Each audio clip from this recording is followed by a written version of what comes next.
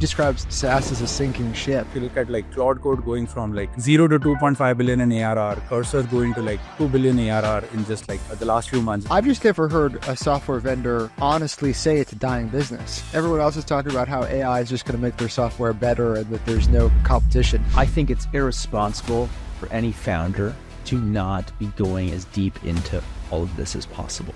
You need to get your hand dirty. Like, you really need to understand how all this works at a pretty intimate level. 90% of the code was being written by AI. Today it's up to 100%. Customer service is the same thing. It used to be in your warehouse, and then it was outsourced to Mexico, then it's outsourced to the Philippines. And it's just because it's the cheapest place to get those tokens. At a certain point, the cheapest place to get those tokens will be on the internet. Half the software engineers, half the lawyer, half the financial analysts will get displaced in the next 12 to 24 months. Half, 50%.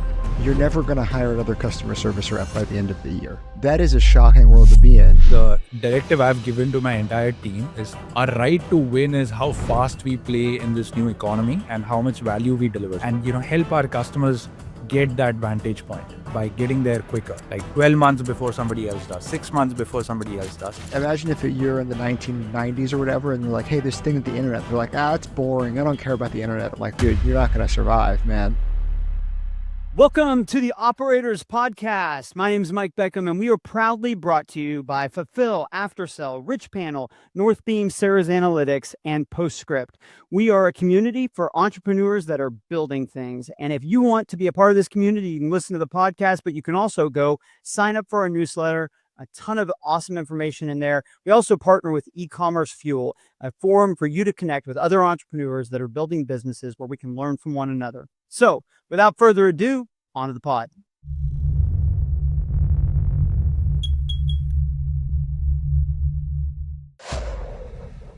Dealing with big box retailers means EDI connections, and that's often a trigger for needing an ERP system. We've been using EDI connections to Costco forever, and the only way that we've really solved that problem to make it seamless is through Fulfill. EDI adds complexity to everything you do, and Fulfill solves that complexity with their connections to their systems. You need Fulfill to move from being just a D2C brand to being a true multi-channel brand, because big box retailers are going to require you to connect to their systems using EDI. Let me tell you, it's way easier if you do it with Fulfill. I got my first thing, Sean, I got a question for you. Have you installed this OpenClaw thing? Have you got a computer going where you have like your little dude that can do stuff for you? No, so I haven't installed OpenClaw. I've been using a lot of agents. So there's, Claude has one, OpenAI has one. I'm using the Manus one the most, which is owned by Meta. So Meta, if you just ask them, they'll give you a bunch of credits because it gets really expensive fast to have agents do stuff. But I've done a lot of agentic work, and I really, really like it. The reason why I haven't done OpenClaw yet is just the security issues. But I've been listening to Jason Calacanis has a podcast this week in startups. They've pivoted to just talking about OpenClaw every single day. So I'm definitely diving into what's possible. Yeah, I've Amit, I don't know how much you've played with it. I've installed it. I have a MacBook Pro that was not doing anything, so I decided to use that as like a little sort of sandboxed machine. And I got this thing sitting on my desk at home, and I'm just finding it a riot to like give it tasks and have it do basic things. Like, hey, can you go in and check my email and tell me what the latest 3 emails are? Like while I'm on my phone, just walking around. I haven't. This is where I'm curious, and I'd like to start because it's pretty remarkable at how quickly that thing grew and how much people are using it. And I think it's a good signal for what we're entering into this year. I haven't taken it to the level where I'm giving it permission to do a lot of editing, writing, like doing anything itself yet, mostly for what Sean said. I'm terrified in some dimension, like for the amount I'm doing with Claude Code, this thing for some reason freaks me out. So like just being honest. So Amit, maybe walk us through, like you run a software company. The narrative around all of this right now can't make you feel good on some dimension.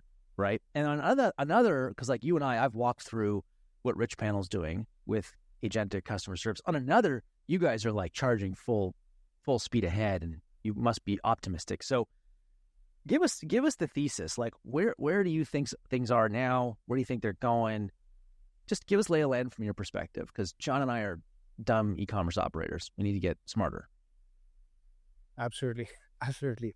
I think, so what we are seeing is this happened like a year ago, that 90% of the code was being written by AI. Today, it's up to 100%.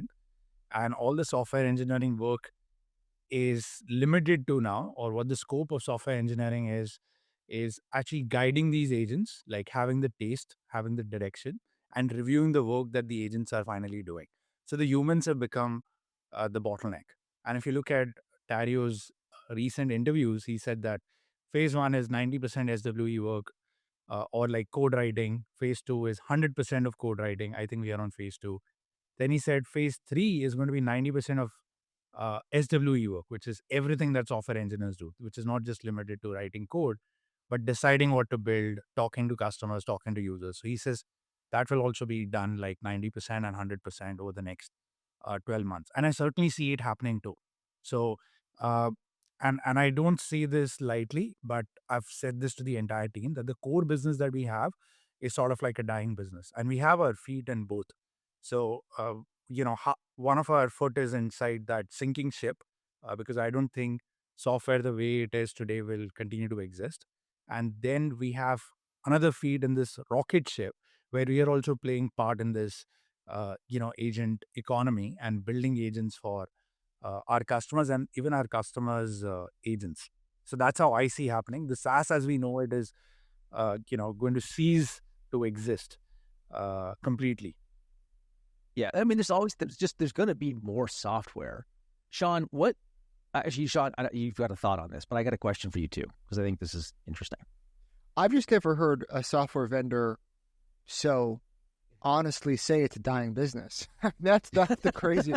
That's the crazy thing about the podcast, dude. It's like, everyone else is talking about how AI is just going to make their software better and that there's no competition. But you described SaaS as a sinking ship, so that's probably just worth unpacking. Like, what do you think happens to your business in the next 12 months? I don't think it will continue to exist unless there is like friction points, so all of these things that we discussed that people are slow to adopt, and there is this enterprise implementation friction. So the diffusion is going to be much quicker than anything that we have ever seen.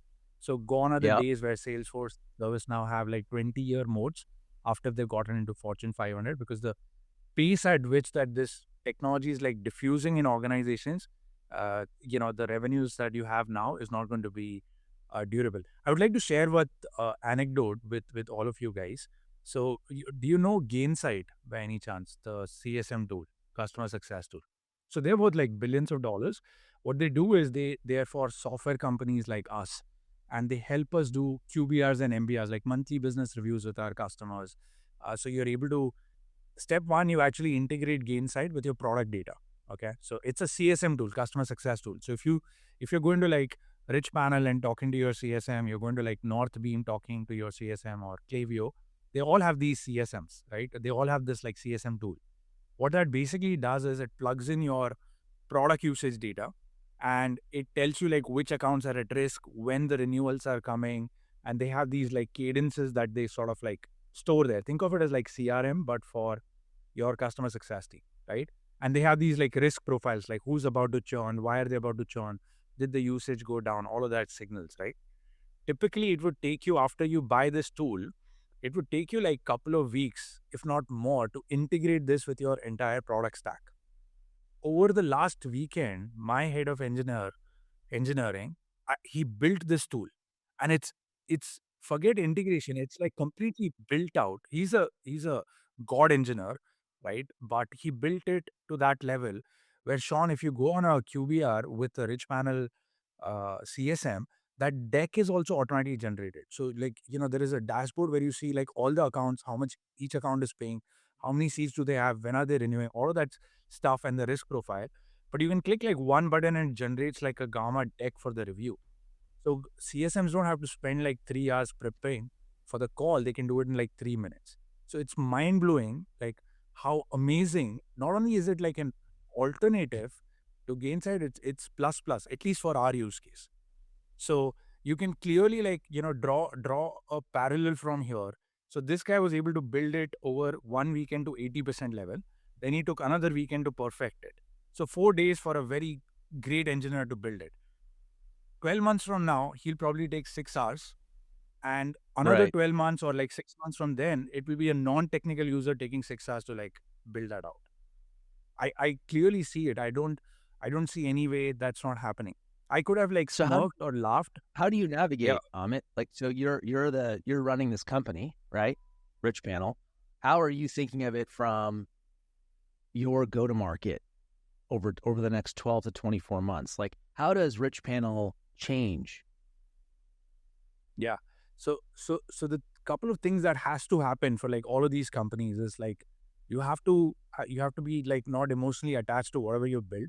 I'm 37 years old. It took me all my life to build this thing, and it's going to get completely disrupted over 12 months or 24 months is my belief. So I think the mental model has to be it's a video game. Life is a video game, so the levels have changed. The whole thing got done, and then you can die again in the next stage. So that's the mental model. And I say this nonchalantly, but I've gone through that entire stages of what the is happening. No, this is not going to happen. And so all of that. So going through the stages of grief. Yeah. All of those 5 stages of grief, I've been through it. So that's why I'm saying it calmly. That we have this time, we have this opportunity. And if there are other companies, if you look at Cloud Code going from 0 to 2.5 billion in ARR, Cursor going to 2 billion ARR in just the last few months. They went from 1 to 2 in 4 months. So my thought is hey, why can't we be playing in that economy? Because those guys are new. Those are also software engineers. They're pretty talented, and so are we. So why can't we play in that economy? And which is exactly the direction we took 18 months ago. And I think we are very well positioned to play in that new space. Yeah, and this is where company structure, I think, is so important.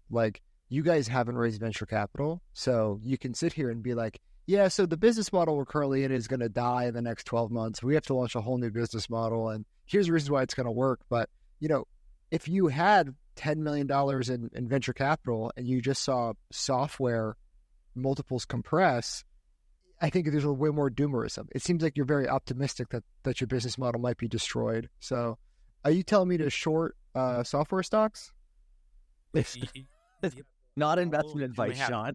Not anymore. Everyone has already shorted them. There are these software companies I used to look up to are trading at 2x the revenue multiple. I think people have already done it. So I don't know what role they will play going forward. Longtime sponsor Northbeam is launching incrementality later this quarter. This means that you can now have the trifecta of marketing measurement all in one platform. That is multi-touch attribution, media mix modeling, and incrementality holdouts all inside of Northbeam. You can automate that lift testing end-to-end, unify results with your MTA and your MMM. This is a lot of letters, but if you know, you know. And you can start to cut what doesn't work, and you can scale what works. And you can do this all with confidence. This is why this is such an incredible add to Northbeam. Northbeam's incrementality measures what results marketing is actually generating, not just what they're claiming credit for.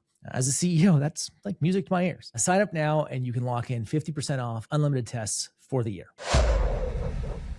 Amit, there was a article posted on X from the founder of Intercom.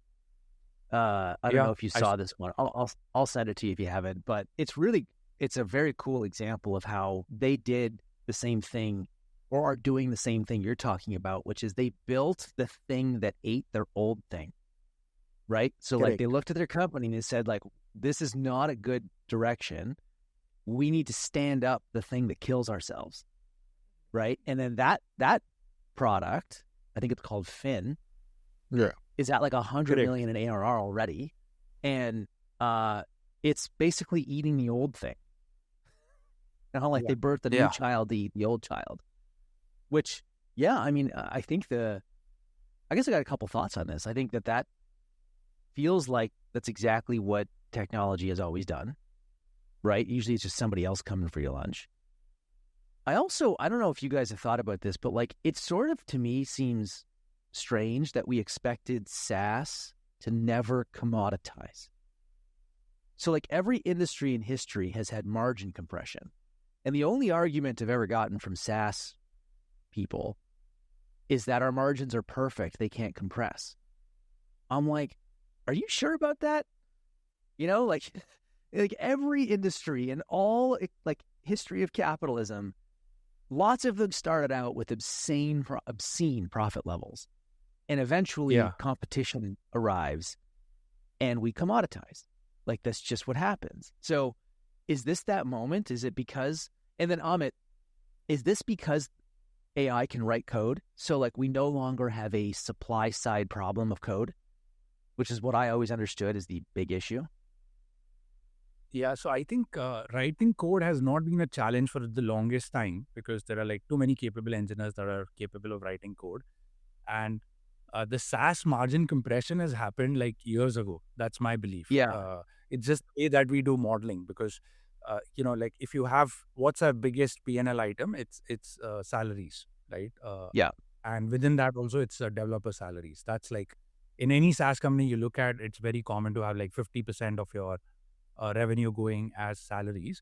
But the way that it is itemized in the P&L, it doesn't show up because a lot of that shows like, oh, this is R&D budget. Like we can decide to not spend it and take that money home. And while that might have been true for Salesforce in 2000, it's no longer true. You have to build X number of integrations. You have to build X number of features just to stay relevant. So I don't think that is R&D budget. That's more like COGS budget. But it's just been wrongly categorized in all SaaS P&Ls for ages. So I know, margin it's the compression thing that I find hilarious.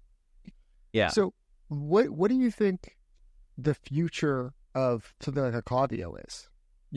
Klaviyo has a lot of integrations. Klaviyo is like it's consumption based, right? They charge me per send if you break it down that way. So like, are they going to be eaten as well, or is this just coming to like the legacy bloated players? I'd love to hear your thoughts. I think we'll have to like do some simulation in our heads to see like how this is headed, right?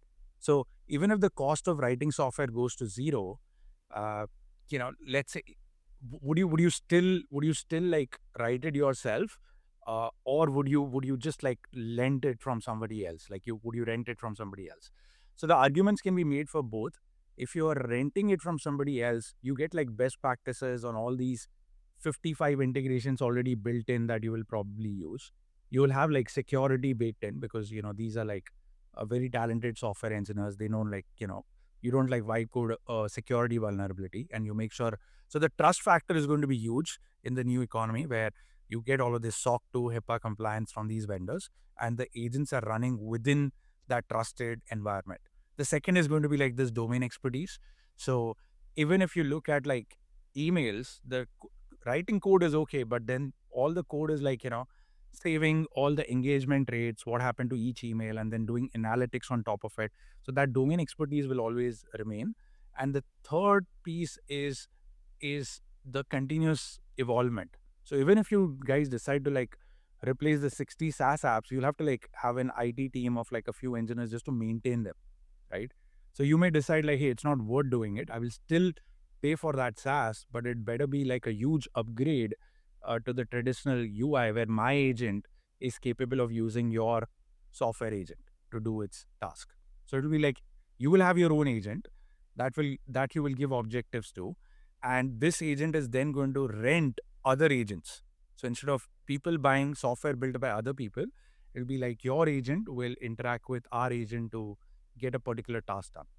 So your agent will be like, hey, I run an e-commerce business and this is the next product I want to launch. What all will have to happen?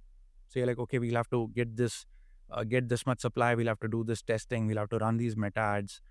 We'll have to like ramp up our customer service team. So they will go to like RichPanel's AI agent and say like, yeah, I want this much capacity. That's what I see is going to happen. Amit, are we going to see more and more versions of all these companies? So like, let's just stay on the Klaviyo example. They kind of own e-commerce and email, right? There's been one challenger in the last several years. Is because the cost of writing code is effectively zero or going to zero, do we see more competition in the space? Also, like there's been certain ones that just haven't had any competition. Like, does that stop now? Do we get more?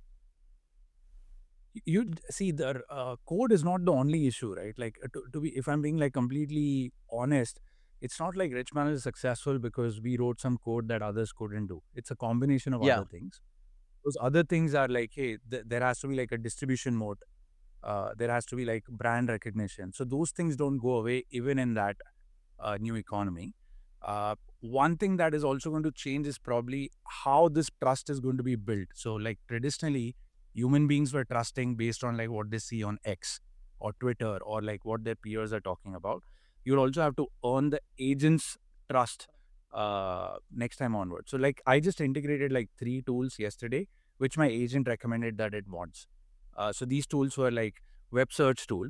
Like I can go and like tell my agent, go set up a demo for Pela Case or Ridge, and it needs to like go and like scrape your website to read your FAQs, read your policies, and then set up the demo based on that, right? So I had to buy like 2 tools. One is like a URL fetch tool, like get me the bunch of URLs that is registered on rich.com. And the second is web scraping tool. Both of them are like other APIs. So you'll have to become discoverable for your agents because your agents will also be doing a lot of buying for you. Yeah, so agent marketplace is going to be a definite killer service that somebody launches. The app store for agents, right? Yeah. And it's going to have its own reviews and everything else. You know, it is interesting to be at this, crossroads in time. I think maybe you said this on a call we were on. You said you're never going to hire another customer service rep by the end of the year, right? Yes. And that is a shocking world to be in, right? So, we have 2 full-time people in the U.S. who manage our customer service program. And then there's a bunch of, overseas contractors who actually answer the tickets or whatever. And you totally see how an AI agent will deliver better service, faster, like with way more detail than an overseas contractor. And we'll do it infinitely. We'll do it 24 hours a day or whatever. And then I think I still have the U.S. manager because that has to roll up to somebody, but the people actually answering tickets, I think that will be the first massive layoffs of the AI era. So what are your thoughts on that? Is it just inevitable that like agents are going to answer every ticket? Yeah, that's going to happen like very quickly. Like the only reason that you wouldn't have access to that technology is because you didn't act fast or, you had like other priorities as a founder or a CEO. But if you really make that like a priority, like, hey, I want to like get this done, that's going to be possible in the next 6 months if it's not already possible today. The only thing that is stopping you from today is like the amount of setup it takes to like train the agents. Like you took Matt, the example of Intercom, or there are like other companies. I believe that the way that the current setup is done is pretty manual. Like you have to train the thing for like 6 weeks before it becomes useful, right? You use your, Claude code. It takes a lot of setup before it becomes useful. But that's where the SaaS vendors have to like step in and say like, hey, you just plug it in, give it your website, give it your past tickets, and it will do all the setup, come to you only for reviews. That will also become like an agent. What's the, have you guys boiled this down to a cost per ticket?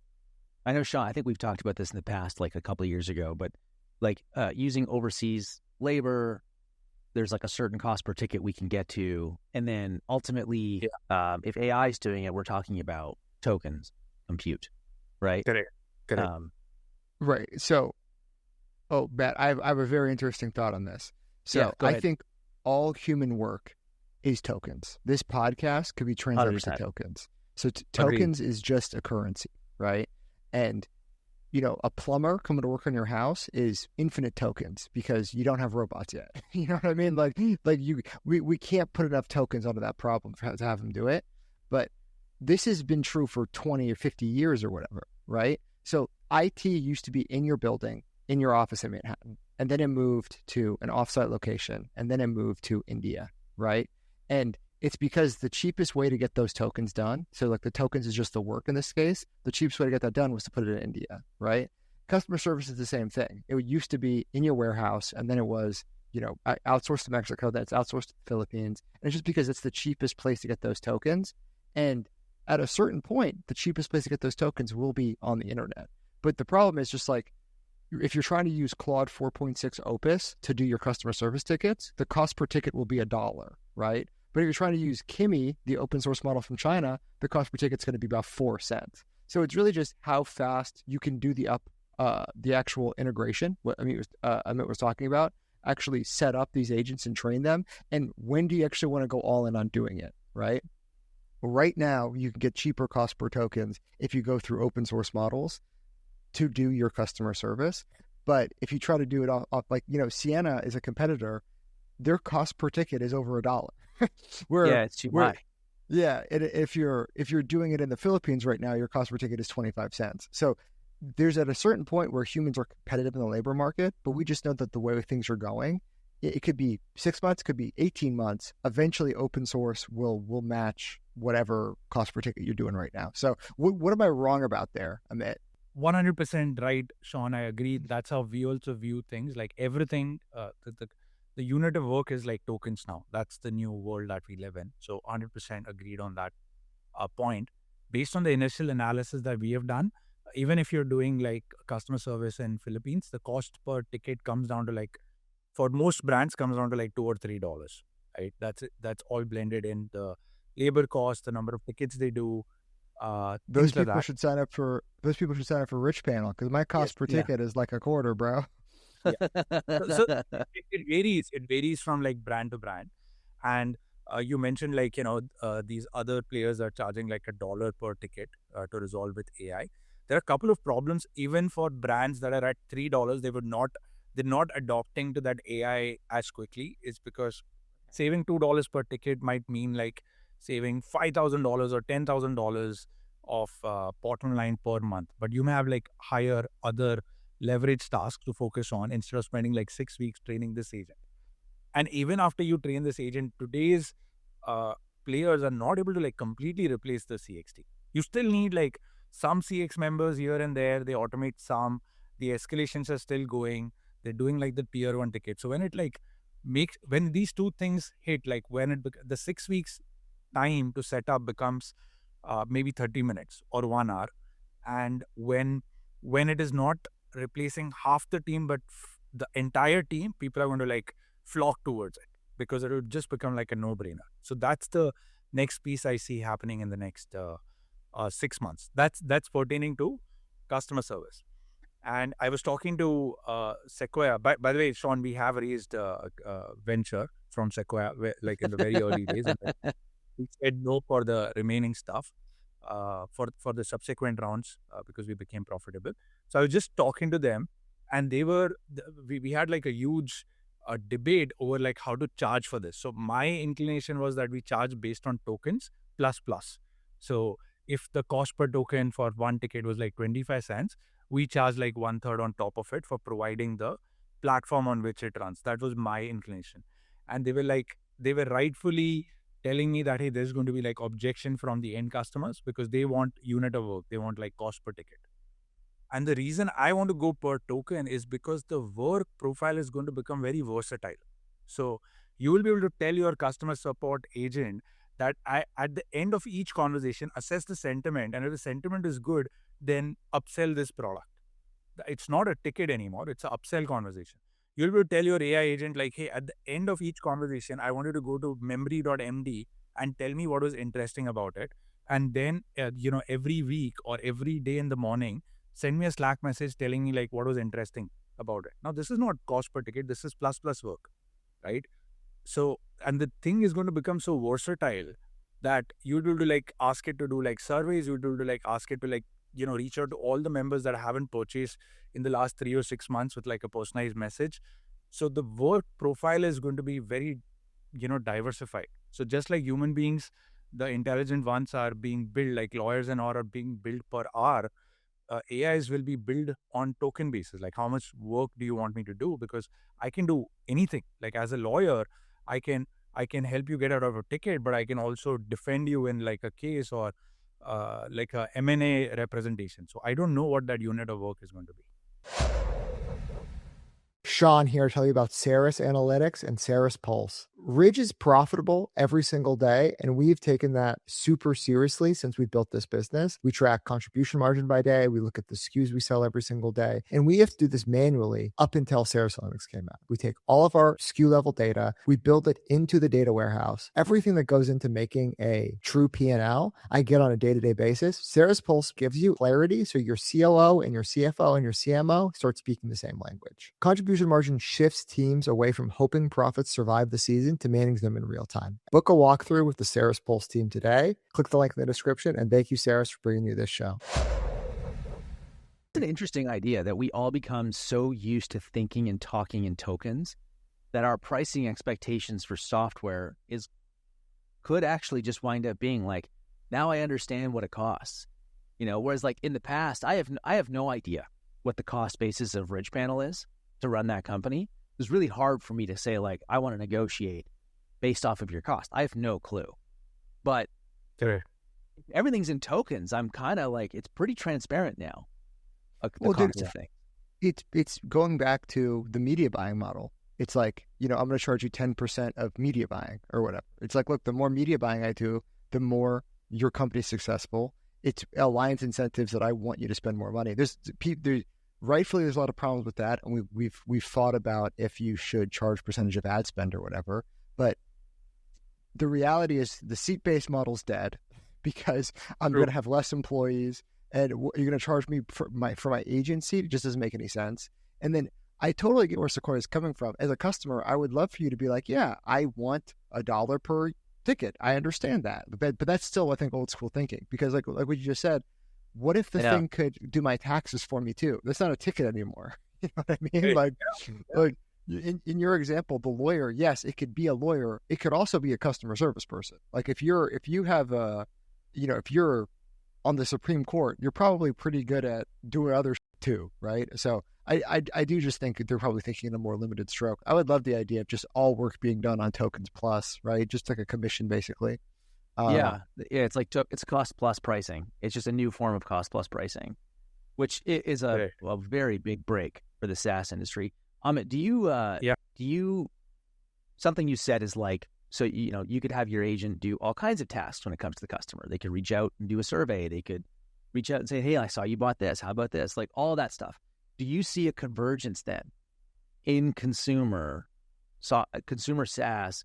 Right now, I have lots of SaaS that does all these things. I have post-purchase surveys. I have cross-sell, upsell, post, like all this is everywhere in my company. All of it is kind of, if I could group it all of it is talking to the customer in some way. Like there's some kind of conversation happening with the customer. So we have like lots of different software brokering messages to our customers for different workflows. Do you see all of this converging? Is there going to be like one master broker that's working with all these specialized tools? Or do you just sort of see like, no, it's just going to get so easy to do all of these tasks with such intelligence that, RichPanel will be in competition with other people who do messaging of other forms right now? Yeah, it's pretty fluid, Matt. So it's difficult for me to say with a lot of confidence. I do see like a lot of convergence happening, but by that same token, I also see that the capabilities will level up. So if you look at an e-com brand from like 2015 versus an e-com brand of 2026, there's a massive difference in the amount of things you have to do to earn that same dollar, right? Because yes, you guys got like Shopify, you guys got Klaviyo, you got RichPanel, you got like 50 other tools, but that leveled up your capabilities. You didn't stop there, because that's what we will do. Like in a competitive capitalist market, when you have these capabilities available, you'll just do more. So by one logic, all of the things that you're doing now, there is room for like consolidation. But because of the capabilities that will be available to you and to your competition, you'll just be expected to do so much more to compete in this new marketplace. Okay. So what are you expecting on the brand side to change? So we're talking a lot about like RichPanel and SaaS and everything. So one theory is that we stop hiring like net new people to do customer service, right? CX as we know it today. But then let's talk about like the people that are left. right? So like when you have all of this work being done by agents, what do you think our teams look like? Like what is the head of, like Sean's head of customer experience that he has stateside, what does that person's job evolve to? Yeah, so let's look at it like a couple of ways. I don't know if you guys are following like what's happening to Figma's stock. You will see like people are just skipping through, like in my company, people are just skipping through the Figma step. So first it used to take like a few weeks of design reviews. Like, you come up, you talk to like 15 customers, you come up with a use case, you validate it, then you do 50 more interviews, you propose a feature, then you do like Figma design reviews. This entire process used to take like 3 or 4 weeks. Now people are just skipping past that stage where you ask Claude or GPT to be your customer and you talk to it like, hey, pretend you're this, pretend you're that, and you do those conversations again and again. It gives you the insight. And then you skip through the whole design phase of Figma reviews and all of that. You just have like a skill built in, like a front end skill that builds and mocks the whole thing. And then it also builds the thing to take it to production. So same thing will happen for the head of CX, where they don't have to do all of this mocks and things. It's an agent that decides what experiment to run today, goes and like builds the landing page, then does like 13 types of tests, like is it compatible on mobile, it's compatible with all widgets. That's the orchestration that SaaS people will have to provide. Because it's very easy to like build a landing page using AI tools even today. So where we will stand is giving you the infrastructure and the protection that once you make that change, it's being tested against like all iOS, Safari, Chrome, all those devices. And we ensure that whatever you vibe coded did not break the thing. Then the second step you can think from there is it will run the experiment by exposing it to like 10% of your audience. And it will pick the winner and then pick the next experiment. So it's going to be like continuously evolving, right? So that's how I see it happening, because we as humans, we're not going to stop just because I was able to do this thing so well, because your competitor is going to say like, oh, Matt, you're doing some agentic thing to like do this once a week. I'm going to do it like 6 times a week. I'm going to change my landing pages. I'm going to run like 60 experiments at the same time. So that's what I see happening. And do you see like a head of customer service then becoming more technical, or do you think that AI gets so good at just removing the technical needs that they're actually just like a great thinker? Yeah, I think your head of customer service just becomes your head of customer. And like it is one person who manages 50 agents or one master agent or however you want to talk about it. And they'll manage customer service, they'll manage, cross-sells, upsells, they'll come up with more better flows, they'll come up with customer events. Like I think we end up spending more time taking care of our customers in this new world. And let's talk about the job displacement part, because AI is going to be very bad for SaaS companies in the same way that cars were very bad for stable boys, right? Like there used to be a lot of stable boys, now there's no stable boys and cars are to blame. And that's going to happen to SaaS companies. I will take the argument that US jobs are less at risk, because if it hasn't been outsourced already, why would it be outsourced now? I'm not saying in 4 years, US jobs aren't at risk, but the first people who are going to lose their jobs are call center employees, are people answering tickets, are, IT. So it's really going to hit the outsource economy the hardest, I think. If you're somewhere, which is like a VA placement tool, and you're placing VAs who answer people's emails, I'm like, well, no, Claude can do that right now. So, anyway, that's just to think about the job displacement. I think the US won't be hit that hard. Yeah. So the job market will get displaced irrespective. Like Dario himself said it, like half the software engineers, half the lawyer, half the financial analysts will get displaced in the next 12 to 24 months. Half, 50%. So the economy is different.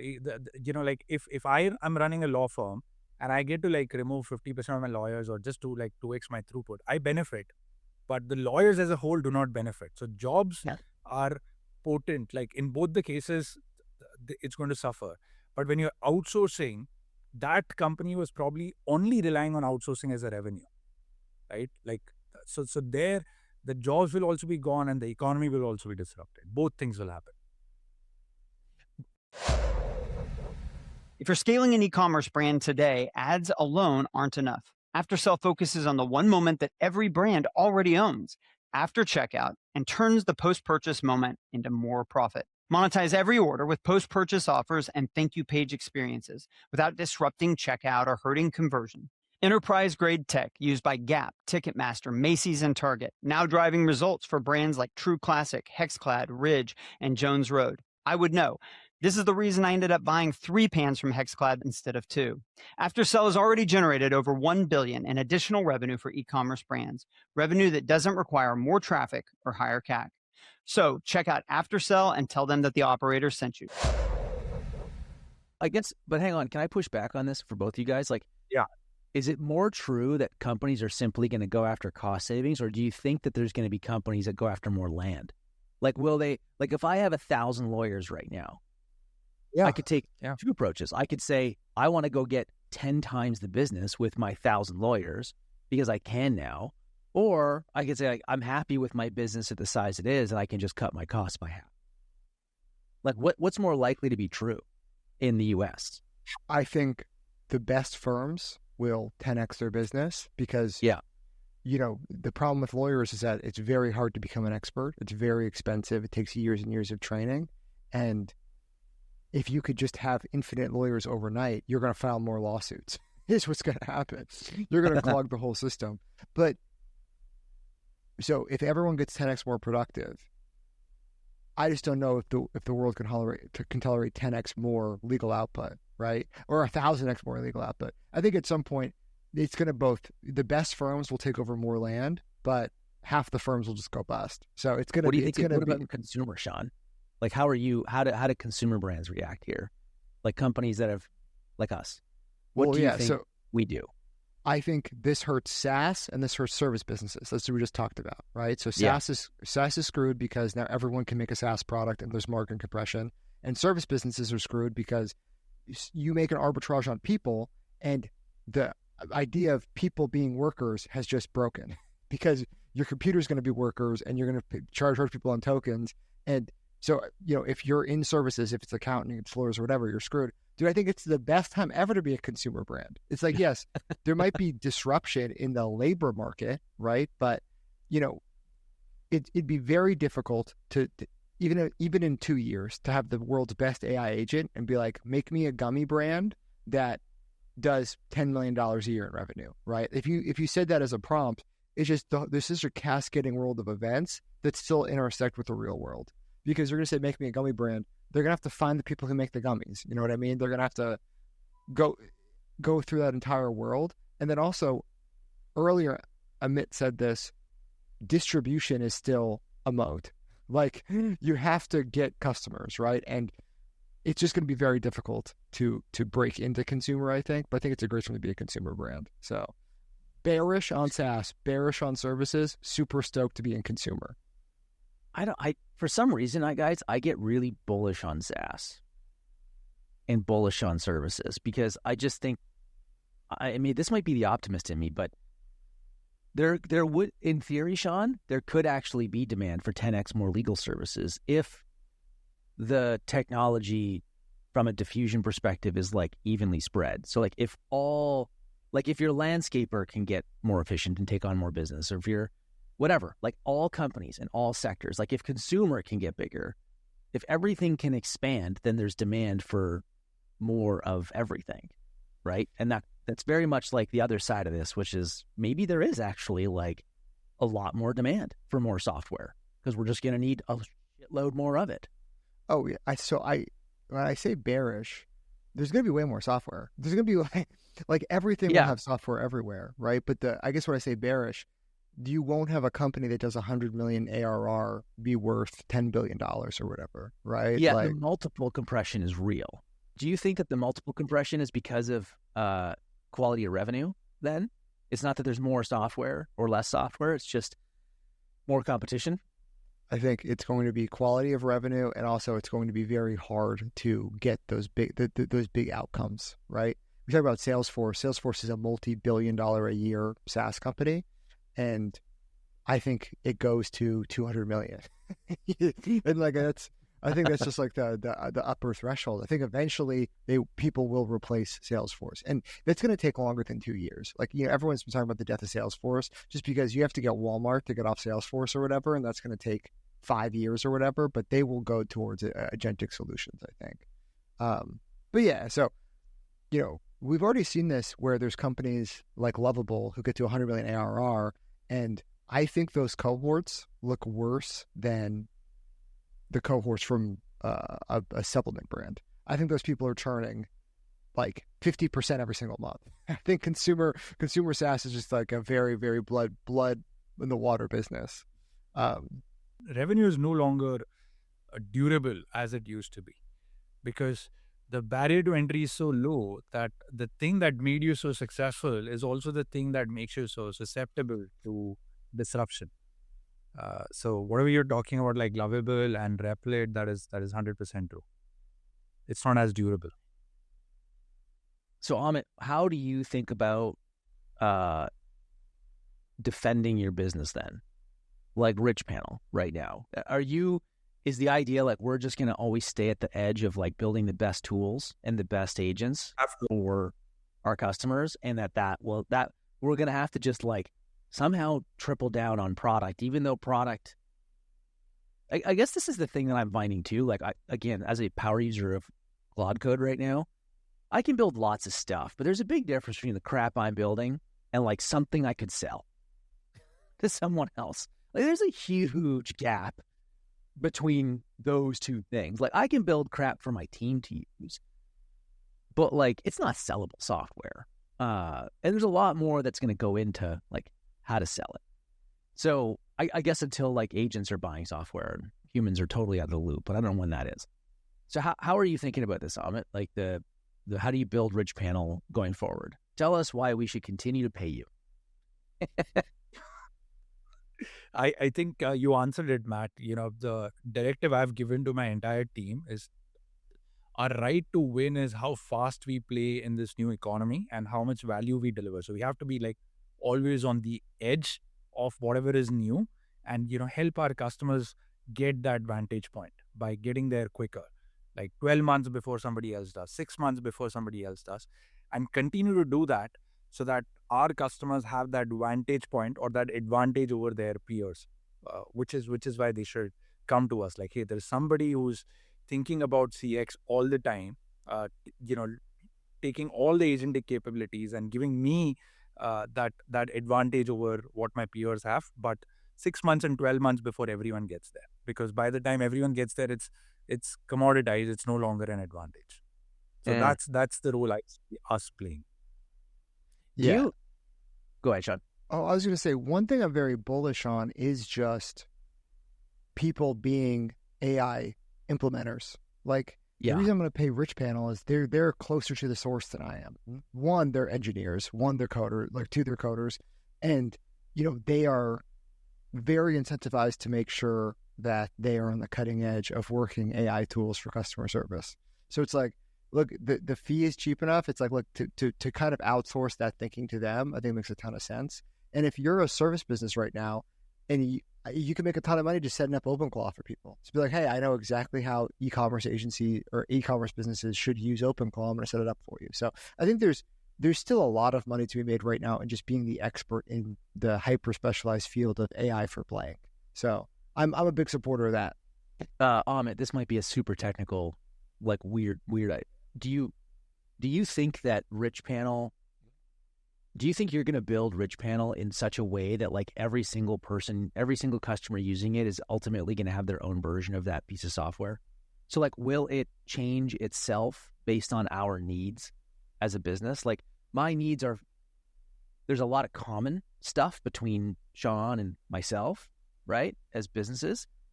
But then there's a lot of weird things that I have that Sean might not. And then vice versa, right?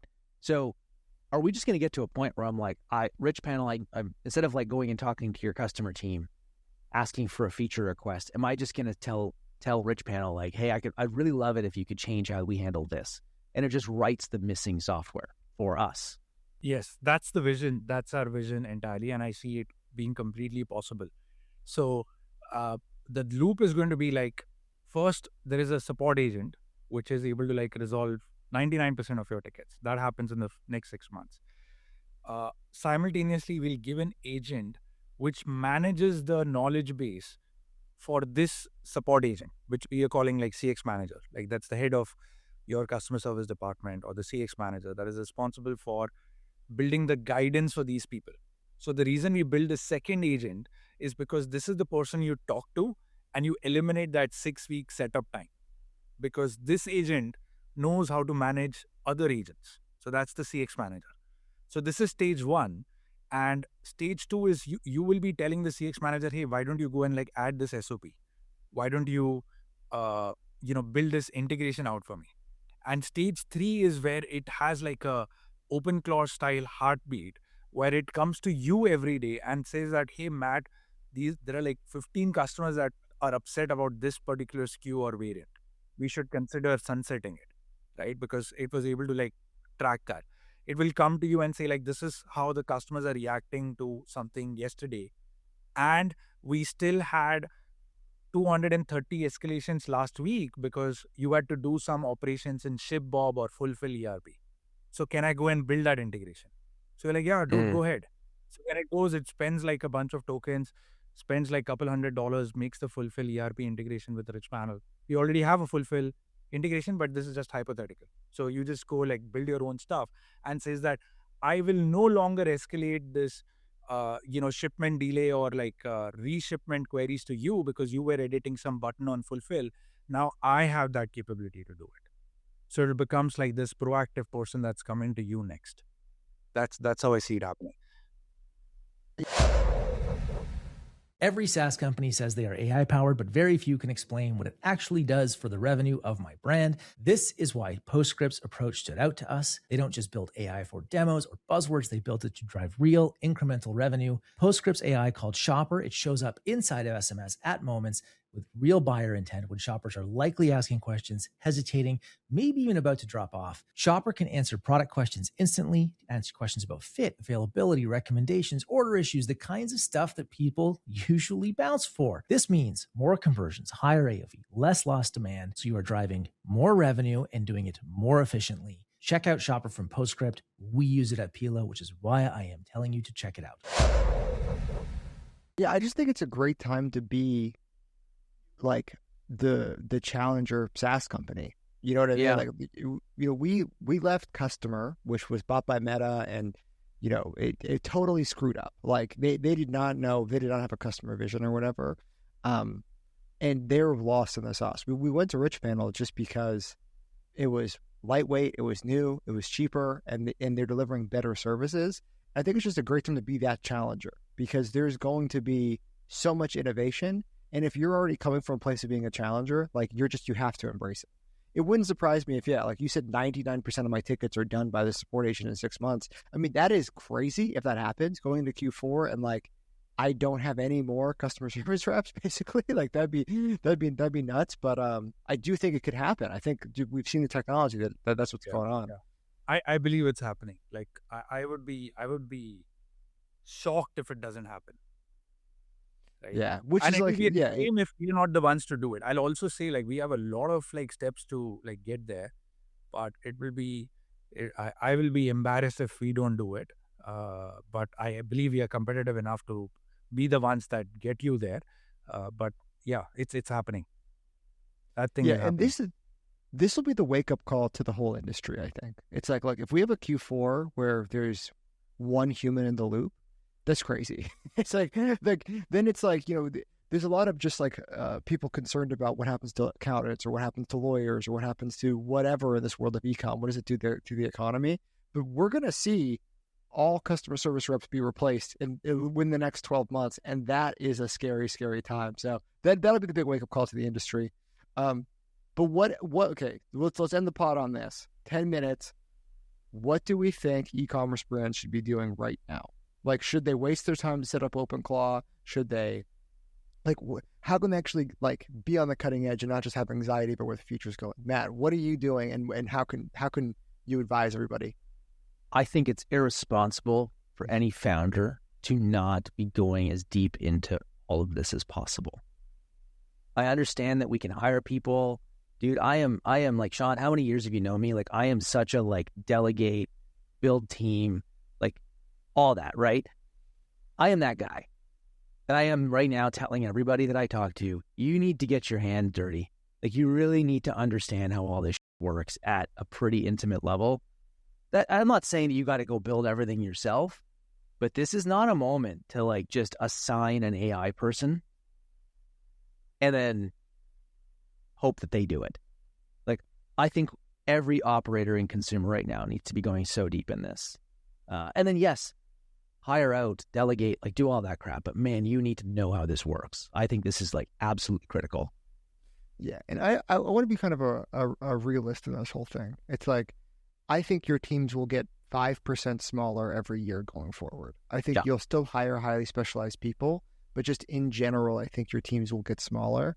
Not to the point where there's no, maybe in 10 years, nobody works at Rich, but like, we were talking about this the other night. I'm like, look, I still need a core group of 20 to 25 people to continue to grow my business.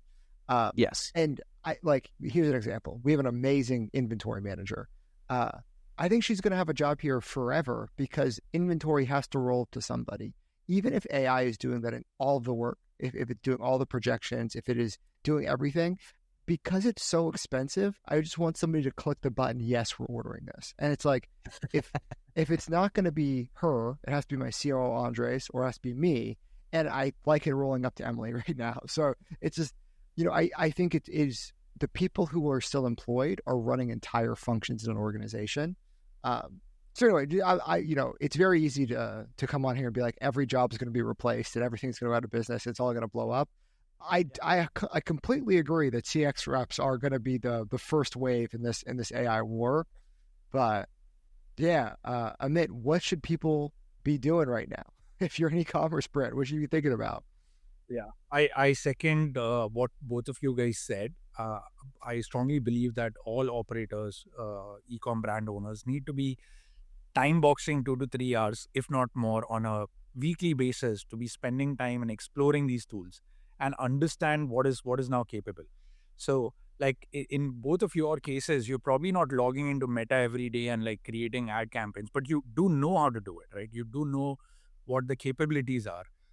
You may not be like going into Shopify and building like a landing page yourself, but you do know what the capabilities are. And this is a new tech that you're working with. So it's very important to understand its edges, its capabilities. So you'll have to like time box it like 2 or 3 hours.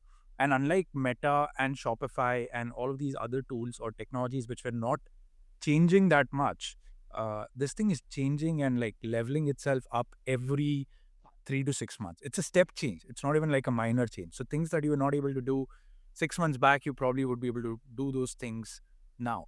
So you'll have to stay competitive. You'll have to understand what you're working with, like 1 or 2 levels down, and then encourage everyone in the company to be harnessing and using these tools to their advantage. But I think there's going to be a ton of work in consumer. I mean, I'm just going to talk consumer, not every other industry, but I think it's consistent in all industries. I think we all have a lot of work right now on the people side in identifying the people that can and want to participate in this new way of work, right? So like, who on our team is actually going to dig in and be curious and build with AI? Because every job is going to have to. Like my head of customer service, they're going to have to know how to use all this stuff, right? And if they don't, I'm going to have to get somebody who does. So I think we're just going to see, like, Sean, I'm with you. I don't think this is like some dramatic, I need a certain number of people. Like there's no dramatic like people change coming. But I do see over every year going forward, a pretty serious upgrade and replacement process. Like there's going to be people that just can't keep up. They just can't do this. This is just beyond them, particularly the next 2 years, while there's still like a bit of a technical hurdle to some of this. Like I showed my wife OpenClaw, and she's just like, yeah, I'm not doing that. Like it's like not even close if she got anywhere near that thing. And I think that's a reasonable response, right? But yeah, I think that's going to be the work, Sean, is there's just going to be a ton of people work for all of us. And I think everybody listening to this is familiar with agents. And if you're not, use Manus. So Manus is owned by Yes. Meta. It is a baby agent, right? And what I mean by baby agent, it's a browser only agent, so you don't have to download anything. You don't have to set anything up. It has security to the quality and standards of Meta. So like I'm comfortable giving Manus access to my email, to my Slack, to everything, and it will do stuff for you. Like I've shared this a couple times, and I'll share this, but like I needed to build an image database of celebrities. I got a list of names of celebrities we're going to put in a commercial. I didn't know who they are, and I wanted to see their faces, so I just gave the list of names to Manus, and it built me a database with their link to their Instagram and their followers and a bio and their last movie and like all of this data. That like it would have took my assistant, a human assistant, 3 hours to do or whatever, right? Maybe longer. It could have been a whole day, and it just does it. So it can do that work for you, right? So get started there. If you don't want to download OpenClaw and do all of the hobbyist nerd, just start using Manus today. And then for your teams, get everyone access to Claude. And then if they don't know what to do, have them ask Claude what to do. Claude will tell them how to get started, how to do their jobs. It is the first technology ever that can teach you in layman's terms to exactly where you are. It's why education is going to be upended, right? Like it meets you exactly where you are and coaches you, and it never gets bored. So Do you know what's incredible, Sean, with that last statement? In my company, at least, I don't know if it's been the same for you guys, but it probably not you because you have so many technical people. But in our company, like people are used to asking someone technical how to do something technical. So like I have like developers, right? And like when we need to do something technical, what do people do? They go to the developers. Now it's such a break mentally for them to just ask Claude. They're like, well, I don't know how to use Claude. Well, I'm like, well, then ask Claude how to use Claude. Like that's the weird loop that you have to break is like, you don't go to another person to learn how to do this. Like the number of times I get messages is like, how are you getting Claude to do this? And I'm like, bro, ask Claude. Like that's what I'm going to do. Like, I don't know. So I find that right there is a place to start with a lot of organizations. It's like, just keep asking. Dude, and I've brought this up. We do every month or every 2 months now, we do AI game building. And you just, you give everyone a couple hours, everyone builds a game. It's a fun little thing.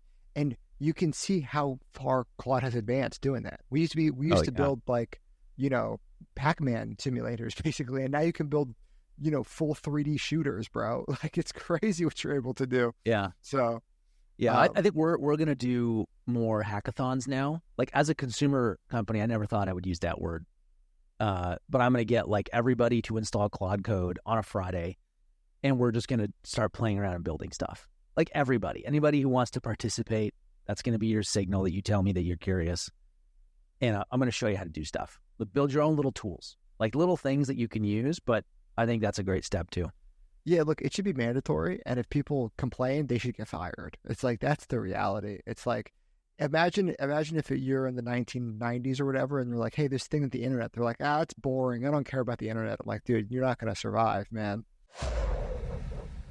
What's up, operators? Welcome to the RichPanel ad read. RichPanel has been a sponsor for over 12 months. I've been a paying customer for over 12 months. And guess what? I just renewed to pay again for another year. We have cut our SaaS bill in half, and automation dropped our cost per ticket by 70%. Our CSAT has also improved from 88%, which is still really good, to 96%, best in class, all powered by RichPanel. I told them last year, hey, you guys need to do the same thing with returns. And now RichPanel has a returns portal. It's built to cut down your tickets and convert more refunds into exchanges. They do the heavy lifting, data import, self-service, retention flows, team training, all of it, and it'll be live in 2 weeks. If you want to save 30% guaranteed on help desk and now returns, book a demo. Okay, so Amit, we're talking a lot about like how RichPanel can be disrupted, right? And you've like been pretty honest with us and kind of what you're doing to defend against that and how you're just going to kind of do that to yourself, which I think is brilliant. How are you then thinking about, like, that's the defense side. How are you thinking about growing RichPanel? Like growing revenue, growing the capabilities of the platform? Like, are you guys adding things? Or is it more like depth? Like, just give us a lay of the land. No, absolutely. That's a great question. And in fact, when we initially started the pod, we said that the cost of writing code is going to zero. But there are like a couple of other things that remain relevant and maybe more relevant than before in the AI world. So one of that is like distribution. The second of it is the brand that you've built. In the industry, we've done a fairly decent job of earning the customer's love, and we want to extend that by launching set of new products. So when I was talking to Sean and others, I think this was like June of last year, where Sean is like, dude, you guys should be building returns. And he said that in passing, but I took that seriously. I interviewed like a bunch of other customers, and as it turns out, that people do really want a new solution that is has like the capabilities, all the high tech capabilities as some of the leading players out there, but is also easier and more cost effective. So with that thesis, we built our own returns portal. This would have traditionally taken us like a couple of years to build it, but we did it like over the last 6 months. Ironed out all the edges. We launched it in like Jan 1st, and we've signed up like 31 brands already. So that is how we are thinking about using our existing customer base and the existing brand that we have to offer more services and help them like cut costs in like each of these other areas too, right? And by the way, there is no announcement. This is not even on the website. There's no even like a page on the website. It's just like talking to a few customers based on the capacity we have. We're onboarding them on the returns platform. Yeah, but I do Very see cool. that. The reason why I wanted really returns so bad is I was with Loop and I hated it. Like, I mean, why? Yeah. Yeah, like Loop I think is considered to have the best in-class features. And look, this isn't a dig. I like all the guys from Chubby's and whatever, but the problem with Loop is they raised a bunch of venture capital and then the costs got crazy. And like they were literally trying to charge me $10,000 plus per month to use a returns portal. And I'm like, what the hell are you talking about? It's like, and then we shopped around other returns portals or whatever, and like, we went to a company, I think they were called Return Go, and they just didn't work. It's just like, it just didn't work. It was just like, it just wasn't built well. You couldn't do exchanges, for instance, like just horrible software. So, that's probably when I approached RichPanel. I'm like, guy, I don't know why it's so hard to build a returns portal, but somebody should do it and to give me Loop's functionality for half the price, and I'll be happy. So that was where it came from. Matt, what are your thoughts on returns as a service? I think it's brilliant, man. I come back to your comment, Sean, on like this whole brands are going to have a head of customer, and that head of customer is going to have like a whole series of agents and things that person is going to control. And I can just see a world, Amit, where like RichPanel can be the platform that has like a whole whack of those agents. Like I don't know which ones, but anytime like that we want to talk to our customer, I could see a world where like RichPanel has the agents that let us communicate to our customer, whether we're selling something, supporting them, handling a return. I can just see that has to be true. Like someone has to own that set of pipes, right? Yeah. And I love it. And I just don't know why reviews has so many people building in it. Like it's crazy. There's Okendo, there's Judge.me, there's Stamped, there's Yapo. I think Rebo has reviews now. It's like everybody's building in reviews, and I'm like, I don't know how you guys do that. Returns is a way bigger pain in the ass. I don't really care about how I get reviews on our website. Like it's all cookie cutter to me. Returns should be just as cookie cutter. And for some reason, Loop was really trying to charge me a 6-figure contract for the joy of running my returns through them. It was the most egregious thing I've seen. So that's why I was begging. There's not a lot of it. categories of SaaS in consumer that should charge more than Shopify. Like that's sort of my baseline for pricing. It's like if you're asking me to pay more than Shopify, bro, you better show me how that's going to make me more money, because that's hard. Yeah, and I brought this up. Shopify has tremendous restraint. Like people love to talk about everything. The most you'll ever pay Shopify is $40,000 a month. That is great. Yeah. They have a variable fee, and it's a percentage of revenue. That's the most you can. By contract, the most that you can ever pay them. You could be doing $1 billion a month, and that's the most they're going to charge for you. I'm like, this is a pretty sweet deal, guys. like if you send too many emails in a month, you might pay $40,000. So, anyway, I got pissed off at Loop Returns. So that's why I'm trying to have people build it. And thank you, RichPanel, for building the cool software. But I think it's super smart, man. That's my short answer. I think it's smart that you guys are doing that. That's great. I was saying that's the exact brief I gave. Like Sean said, build a better returns platform, but half the price. So that was a brief. we Feature sent to the brief. team. Loop is too expensive. Yes, make no mistakes. Build. Make no mistakes. Build this. Yeah. One shot at Loop, dude, in a Claude prompt. Yeah. Okay, a $10,000 bet to charity. RichPanel is going to deliver an AI agent that does 50% of my tickets for this Q4. And if they do, I will give $10,000 to the charity of your choice. But if you fail and you only get to 49%, $10,000 to charity of my choice.